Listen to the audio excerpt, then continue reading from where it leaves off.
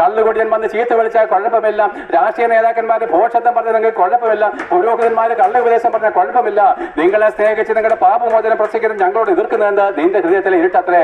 എന്നാൽ പ്രിയപ്പെട്ടവരെ, നിങ്ങൾ ഇത് കേട്ടനുസരിക്കാൻ മനസ്സിലാതെ നിങ്ങൾ ഓരോരുത്തരും തങ്ങളുടെ പാപങ്ങളാണ് പുരോഹിതന്മാർ ഉൾപ്പെടെ മരിക്കുന്നതെങ്കിൽ, പാപിയായിട്ടാണ് അടക്കപ്പെടുന്നതെങ്കിൽ, എന്റെ പ്രിയപ്പെട്ടവരെ, ഇന്നാണ് യേശുക്രിസ്തു മടങ്ങി വരുന്നതെങ്കിൽ ഇന്നേക്ക് 1000 വർഷം തികയുന്ന ലോകം അവസാനിക്കുമെന്നും അന്ന് എന്റെ പ്രസംഗം കേട്ട നിങ്ങൾ ഓരോരുത്തരും പാപിയായിട്ട് അടക്കപ്പെട്ട പുരോഹിതന്മാരുൾപ്പെടെ സകല ജാതി മതസ്ഥരും ഈ കല്ലറകളെ വിട്ട് ദഹിപ്പിച്ച ചാരത്തിൽ നിന്ന് ഇതേ രൂപത്തിൽ എഴുന്നേറ്റ് വന്ന് യേശുക്രിസ്തുവിന്റെ സിംഹാസനത്തിൽ ഇതേ പേരോടുകൂടി ഇതേ രൂപത്തോടുകൂടി നിൽക്കുമ്പോൾ പ്രസംഗിച്ച ഞാനും പ്രസംഗം കേട്ട നിങ്ങളും യേശുക്രിസ്തു മുമ്പിൽ കണക്ക് തീർക്കണം.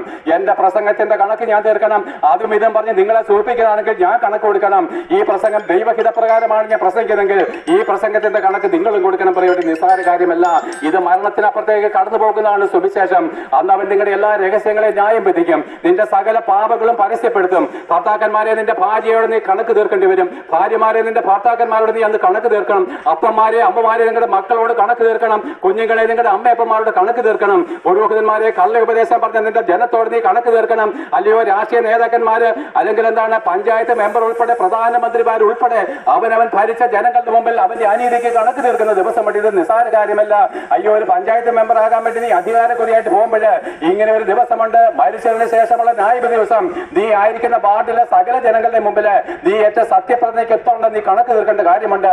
നീ മുഖപക്ഷം നോക്കി നീ എന്താണ് പണത്തിന് വേണ്ടി നീ അനീതി കാണിച്ചെങ്കിൽ കണക്ക് തീർക്കണം. പ്രിയപ്പെട്ടവരെ, എല്ലാ ഉദ്യോഗസ്ഥന്മാരും പറയുന്നു, എല്ലാ ഗവൺമെന്റ് ഉദ്യോഗസ്ഥന്മാരും കണക്ക് കൊടുക്കണം, എല്ലാ മനുഷ്യരും എല്ലാ ദാസന്മാരും കണക്ക് കൊടുക്കണം. യജമാന്മാരെ വഞ്ചിച്ച് നോക്കൂലേ, എന്തെങ്കിലും കൂലി ഇന്ന് മേടിച്ചു, പക്ഷെ മരിച്ചതിന് ശേഷം നീ ഇതിന് കണക്ക് കൊടുക്കണം. യജമാനന്മാരെ നിന്റെ ദാസന്മാർക്ക് നീ പണം കൊടുക്കാതെ അവന്റെ കൂലി കൊടുക്കാതെ നീ എന്താണ് നിന്റെ വട്ടിയിലേക്ക് ഇട്ടെങ്കിൽ നീ കണക്ക് കൊടുക്കണം. എന്റെ പ്രിയപ്പെട്ട എല്ലാവരും കുറ്റക്കാരായിട്ട് തീർന്നു. എന്നാൽ ആ കർത്താവിലേക്ക് നോക്കുകയും ഇന്ന് അവരെയുള്ള എല്ലാ പാപങ്ങളെയും മായ്ച്ചു തന്നെ നമ്മളെ ശുദ്ധീകരിക്കുന്ന ദൈവത്തിന്റെ സ്നേഹവും എന്തൊരു സന്തോഷമാണ് ഞങ്ങൾ അനുഭവിക്കുന്നത്. എന്തൊരു ആനന്ദമാണ് ഞങ്ങൾ അനുഭവിക്കുന്നത്. പ്രിയപ്പെട്ടവരെ, ഞങ്ങൾ നിങ്ങളെ എത്ര സ്നേഹിക്കുന്നു. പ്രിയപ്പെട്ടവരെ, നിങ്ങൾ മരണത്തെ ജയിക്കണം, പിശാചിനെ ജയിക്കണം, നിങ്ങൾ എന്താണ് സാത്താന്റെ അധികാരത്തിൽ സ്വതന്ത്രനാകണം, യേശുക്രിസ്തുവിന്റെ സ്വാതന്ത്ര്യത്തിലേക്കും സന്തോഷത്തിലേക്കും പ്രവേശിക്കണം. ഇതത്രയും ഞങ്ങളുടെ ലക്ഷ്യം.